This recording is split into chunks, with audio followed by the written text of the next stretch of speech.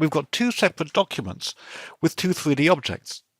Let's duplicate our wood layer to put it into the glass document, and we'll call it wood.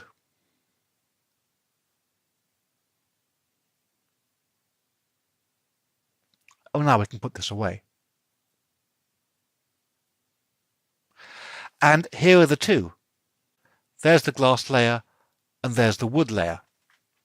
What we want to do now is to make these both part of the same 3D scene. And the way to do that, rather surprisingly, is to merge these layers together. Now, normally in Photoshop, when you merge two layers, you fix their pixels together.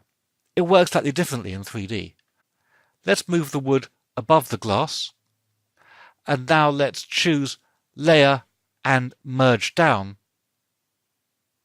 And if we look at the 3D panel, we can see there is the glass, and we can close all the components by clicking the little triangle, and there is our background mesh, and we can move that around independently.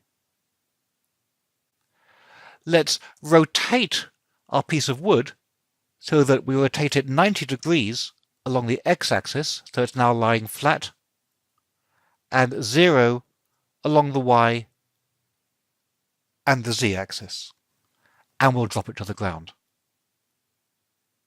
And as you can see, it's coming halfway up our glass object. If we click away from it, we can turn the whole scene around, and you can see these now behave as one. Let's pick up our glass object. Click V on your keyboard to get the head-up controls, and now drag the extrude slider to make it very much shallower. And now let's rotate this as well. So we'll go onto the coordinates pane, see the glass is still selected. We'll rotate this 90 degrees and 0 on the y-axis, and we'll move that to the ground as well.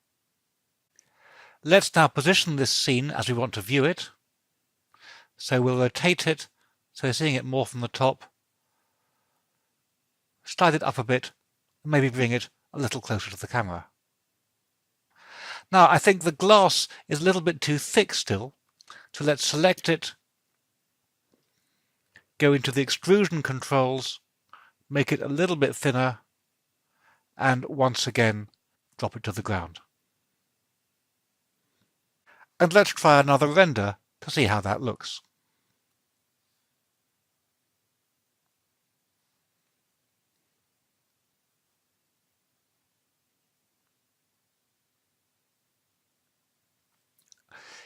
Here it is, partway through the render.